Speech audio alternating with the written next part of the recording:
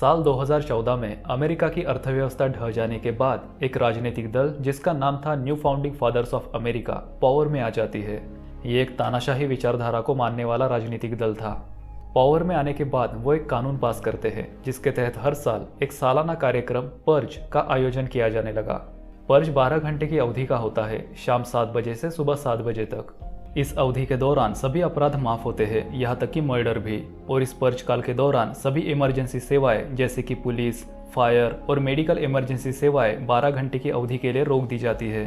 साल 2022 तक अमेरिका में बेरोजगारी घटकर मात्र 1% रह गई थी। क्राइम रेट अब तक के अपने न्यूनतम पर था और हिंसा न के बराबर रह गई थी सिवाय पर्ज नाइट के। फिर 21 मार्च 2022 का दिन दिखाया जाता है।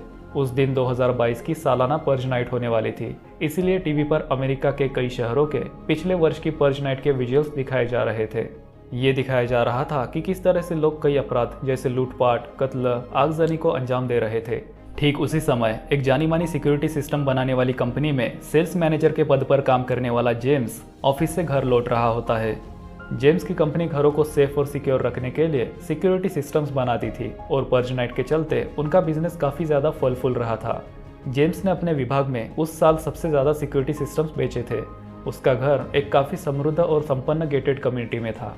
रेडियो में सभी से पर्ज नाइट को सपोर्ट करने के लिए आह्वान किया जा रहा था। लोग ये दिखाने के लिए कि वे पर्ज नाइट को सपोर्ट करते हैं अपने अपने घरों के बाहर नीले रंग के फूल रख रहे थे। शाम करीब 6 बजे जेम्स अपने घर पहुंच जाता है। पर्ज नाइट को शुरू होने में सिर्फ 1 घंटा बाकी था। पर्ज नाइट शाम 7 बजे से अगले दिन सुबह 7 बजे तक मनाई जानी थी। जेम्स अपनी पत्नी मेरी, बेटी जोई और बेटे चार्ली के साथ रहता था। मेरी जेम्स को बताती है कि जोई पूरे दिन से अपने कमरे में मुंह फुलाए बैठी हुई है। दरअसल जोई को हेनरी नाम का एक लड़का पसंद था, लेकिन जेम्स और मेरी को हेनरी बिल्कुल भी पसंद नहीं था क्योंकि वो जोई से उम्र में काफी बड़ा था। मेरी टीवी पर मनोवैज्ञानिक की बातें सुनती है जिसमें वो बता रहा होता है कि इंसान जन्मजात एक हिंसक प्रजाति है। असल में इंसानों का अपने स्वाभाविक प्रवृत्ति की अवहेलना करना ही हिंसा का मूल कारण है। पर्ज न सिर्फ सोसाइटी की हिंसा को एक रात में सीमित कर देता है, बल्कि पूरे देश की जनता को अपने अंदर दबी बुरी भावनाओं को निकालने का एक मौका भी देता है। मेरी की पड़ोसन ग्रेस मेरी के घर में किए गए नए कंस्ट्रक्शन को देखकर कहती है कि लोग ये कानाफूसी कर रहे हैं कि उनके घर का नया हिस्सा आस पड़ोस के लोगों के पैसों से बना है, क्योंकि आस पड़ोस में जेम्स ने सभी को अपने सिक्योरिटी सिस्टम्स बेचे थे।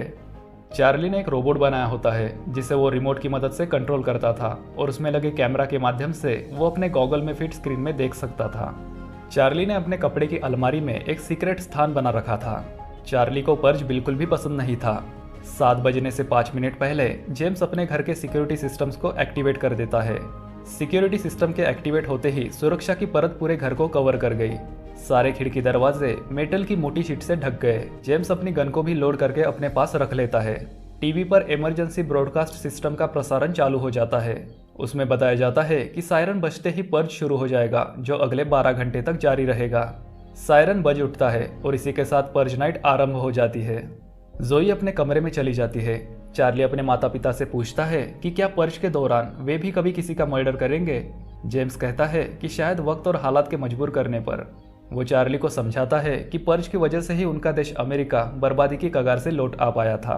उसके कमरे में पहुंचकर जोई को पता चलता है कि जब वो खाना खाने के लिए अपने कमरे से बाहर गई हुई थी तब हेनरी उसके कमरे में फिर से आ गया था। टीवी में एक अपराध विशेषज्ञ बताता है कि दरअसल पर्ज एक तरह की प्रक्रिया है जिसमें समाज के गरीब लोगों का खात्मा किया जाता है। गरीब और असहाय लोग पर्ज नाइट में अपना बचाव नहीं कर पाते हैं और मारे जाते हैं। इस तरह से समाज में किसी भी तरह से योगदान ना करने वाली जनसंख्या का खात्मा होता रहता है और इन बेमतलब के लोगों से छुटकारा पाकर देश की इकोनॉमी फलने फूलने लगती है। हेनरी जोई से कहता है कि वो उसके पिता से जोई और अपनी बात करने आया है। उधर चार्ली अपने रोबोट की मदद से देखता है कि कोई आदमी उनके घर के गेट के पास छुपा हुआ है। वो आदमी मदद के लिए चिल्ला रहा होता है। वो कह रहा होता है कि कुछ लोग उसे मारने आ रहे हैं। तभी गोलियों की आवाजें आने लगती है। वो आदमी सर छुपाने के लिए जगह की भीख मांग रहा था। भावनाओं में बहकर चार्ली घर की सिक्योरिटी सिस्टम को डीएक्टिवेट कर उस आदमी को अपने घर के अंदर ले लेता है। जब जेम्स और मैरी उस अनजान आदमी को चार्ली के पास घर के अंदर खड़ा पाते हैं तो बुरी तरह से घबरा जाते हैं। जेम्स उस अनजान आदमी से बचाव के लिए अपनी गन निकाल लेता है। ठीक उसी वक्त सीढ़ियों से हेनरी जेम्स पर गोलियां चला देता है। वो पर्ज की आड़ में जेम्स को मारकर अपने और जोई के रिश्ते के बीच की रुकावट को हटाना चाहता था। जेम्स भी जवाब में उस पर गोलियां चलाता है। जोई हेनरी को लेकर ऊपर अपने कमरे में भाग जाती है। इस बीच वो अनजान आदमी वहां से गायब हो जाता है। मेरी जेम्स को ध्यान दिलाती है कि उनकी बेटी हेनरी के साथ सेफ नहीं है। हेनरी को गोली लग चुकी थी। जेम्स मेरी और चार्ली को एक कमरे में सुरक्षित छोड़ जोई को ढूंढने चला जाता है। जोई के कमरे में पहुंचने पर वो हेनरी को फर्श पर मरा पाता है। तभी जेम्स के पीछे से वो अनजान आदमी नीचे की ओर भागता है। उधर नीचे मेरी को कमरे के बाहर से जोई के पुकारने की आवाज आती है। वो अपनी माँ और चार्ली को पुकार रही थी। मेरी उस कमरे में चार्ली को अकेला छोड़ जोई को देखने चली जाती है। मेरी को जोई मिल जाती है। वो उसे बताती है कि हेनरी मर चुका है। तभी चार्ली घबराहट में अपनी माँ को सीसीटीवी में कुछ अर्जेंट दिखाने के लिए कमरे में बुलाता है। जोई अपने कमरे में लौट जाती है। उधर उनके घर के बाहर 5 लड़के और 2 लड़कियों का एक गुट हथियारों से लैस उनके घर की तरफ बढ़ रहे थे। जेम्स जोई को ढूंढते हुए नीचे पहुंचता है। तभी बाहर से एक लड़की उसका नाम पुकार कर पूछती है कि क्या वो घर पर है। जेम्स वापस मेरी के पास पहुंचकर उसे बताता है कि हेनरी उसकी गोली लगने से मर चुका है। सीसीटीवी में वे लोग देखते हैं कि बाहर गुट में से उनका लीडर सिक्योरिटी कैमरा के सामने अपना मुखौटा उतार कर कहता है कि वे लोग हर साल कुछ लोगों को अपना टारगेट बनाकर उन्हें तड़पा तड़पा कर मौत के घाट उतार देते हैं। लेकिन इस साल उनका टारगेट उनके एक साथी की हत्या कर भाग गया और उन्हें जेम्स के पड़ोसी से पता चला है कि उस टारगेट को जेम्स ने अपने घर में पनाह दी है। लीडर जेम्स और मेरी को धमकी देता है कि अगर उन्होंने उस आदमी को बाहर नहीं भेजा तो वो अपने गुट के साथ घर में घुसकर उस आदमी के साथ साथ उसके पूरे परिवार को सबक सिखाएगा। वैसे भी किसी भी घर की सिक्योरिटी को तोड़ना उनके लिए बहुत ही मामूली बात है, तो बेहतरी इसी में है कि उन्हें हिंसा करने पर मजबूर न किया जाए। फिर वे लोग जेम्स के घर की लाइट काट देते हैं, लेकिन सीसीटीवी बैकअप पर काम करना जारी रखते हैं। जेम्स मेरी और चार्ली को समझाता है कि उनके घर का सिक्योरिटी सिस्टम पूरी तरह कारगर नहीं है और बाहर खड़े लोग उनके घर में घुस सकते हैं।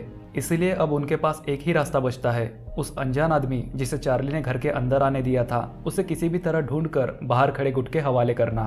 चार्ली कहता है कि वो अनजान आदमी भला क्यों मरे। जेम्स उसे समझाता है क्योंकि या तो वो आदमी मरेगा या उनका परिवार। जेम्स अंधेरे घर में अनजान आदमी को ढूंढने लगता है। मेरी भी उस अनजान को ढूंढ रही थी। अचानक जेम्स को वो अनजान दिख जाता है। वो उसके पीछे भागता है लेकिन गिर जाता है। चार्ली भी अपने रोबोट के माध्यम से अनजान को ढूंढ रहा था। चार्ली को वो नजर आता है। अपने रोबोट की मदद से वो उस अनजान को गाइड कर अपने कमरे में उस गुप्त स्थान पर छुपा देता है। वो अनजान वहां छुपकर बैठ जाता है। फिर कमरे में मेरी आती है। अनजान अपना चाकू निकाल लेता है, लेकिन दूसरे कमरे से आती आवाज सुन मेरी वहां से लौट जाती है। उधर बाहर खड़े गुट का लीडर जेम्स को बुलाकर उसे उस अनजान के बारे में पूछता है। जेम्स उसे बताता है कि वो अनजान उन्हें नहीं मिल रहा है। तभी उनकी बात के बीच में लीडर का एक साथी आकर गाली गलौज करने लगता है। लीडर अपने उस साथी को वही स्पॉट पर ही गोली मार देता है। वो इस डिस्टर्बेंस के लिए जेम्स से माफी मांगता है और कहता है कि उसे उसके साथी का ऐसा व्यवहार पसंद नहीं आया। वो जेम्स से कहता है कि उसके औजार जल्द ही आने वाले हैं और फिर वो उसके घर के अंदर घुसकर रहेंगे। जेम्स उसे आश्वासन देता है कि वो उस अनजान को ढूंढकर उसे दे देगा। इन सब घटनाओं से बुरी तरह से डरी हुई जोई रोबोट के माध्यम से चार्ली को बताती है कि वो चार्ली के सीक्रेट स्थान पर छुपने जा रही है। फिर जेम्स भी ऊपर चार्ली के रूम में पहुंच जाता है। वहां उसे अनजान व्यक्ति नजर आता है जिसने जोई को अपने कब्जे में कर रखा था। अनजान जेम्स को गन फेंकने के लिए कहता है। तभी अनजान के पीछे से मेरी हाथ में गन लिए आ जाती है। जेम्स अनजान से विनती करता है कि वो उसके घर से चला जाए, नहीं तो बाहर खड़ा गुट उसके परिवार को मार डालेगा। तभी मेरी गोली चला देती है, लेकिन मेरी की गन में गोली ही नहीं थी। घबराहट में अनजान जोई को दीवार पर धकेलकर भाग जाता है, लेकिन फिर सामने से आते चार्ली से टकराकर गिर जाता है। जेम्स दौड़कर अनजान के ऊपर झपट पड़ता है। उसी धक्का बुक्की के दौरान जेम्स के हाथों गन चल जाती है और अनजान के पेट में गोली लग जाती है। उधर जोई भी दीवार से टकराने के कारण बेहोश हो गई थी। गुस्से में जेम्स फ्लावर वेस्ट से अनजान के चेहरे पर एक जोरदार वार करता है। जेम्स मैरी से रस्सी मांगता है ताकि वो अनजान को बांधकर बाहर कर सके। जेम्स और मैरी अनजान को टेप से बांधकर कुर्सी पर बैठा देते हैं। तभी वो कुर्सी से नीचे कूदकर टेप तोड़ने की कोशिश करने लगता है। जेम्स अनजान को पकड़ लेता है, लेकिन फिर भी अनजान की खुद को आज़ाद करने की कोशिश जारी थी। जेम्स मैरी को अनजान के घाव में चाकू घुसेड़ने बोलता है। मैरी 2 बार चाकू अनजान के घाव में घुसेड़ती है। अनजान दर्द से बिलबिला उठता है। चार्ली ये सब देख चिल्ला चिल्ला कर अपनी माँ को रोक रहा होता है। फिर जेम्स फिर से अनजान को कुर्सी पर बैठा देता है। तभी जोई को होश आ जाता है। जेम्स अनजान के ऊपर और टेप लपेटने लगता है।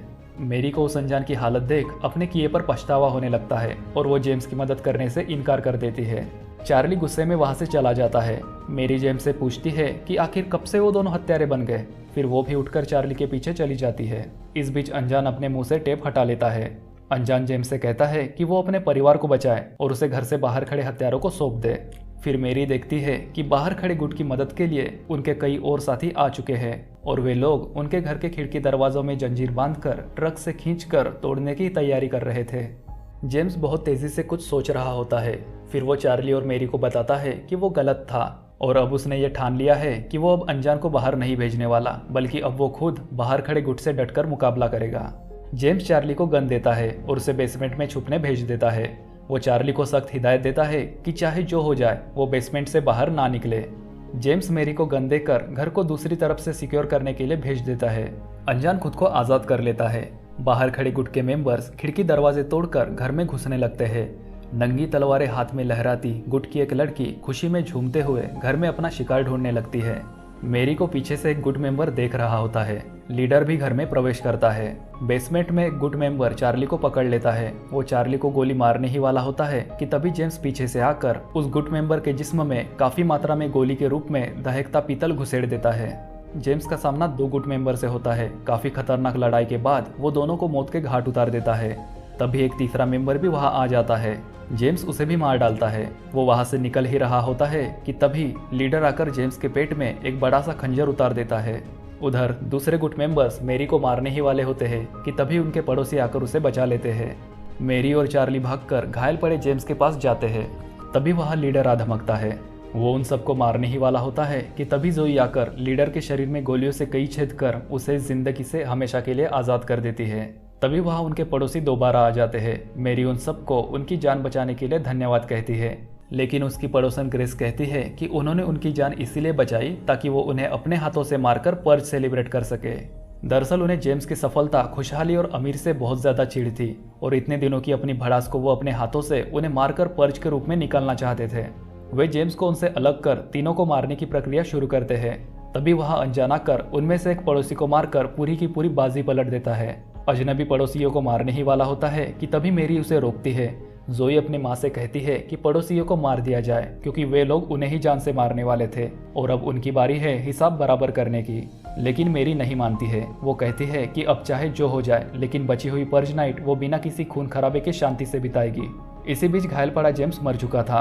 पर्ज नाइट खत्म होने से बच कुछ सेकंड्स पहले ग्रेस दोबारा मेरी पर हमला करती है, लेकिन मेरी खुद को बचाते हुए ग्रेस का मुंह तोड़ देती है। अगले ही पल पर्ज नाइट खत्म होने का सायरन बज जाता है। पर्ज नाइट खत्म होते ही मेरी अपने पड़ोसियों को बेइज्जत कर अपने घर से भगा देती है। फिर मेरी अनजान का तहे दिल से धन्यवाद कहती है। अनजान भी उन्हें धन्यवाद कहकर वहां से चला जाता है। न्यूज में बीती रात घटित घटनाओं और मौतों के बारे में बताया जा रहा था और इस तरह पर्ज नाइट की समाप्ति के साथ ही ये मूवी भी यही समाप्त हो जाती है।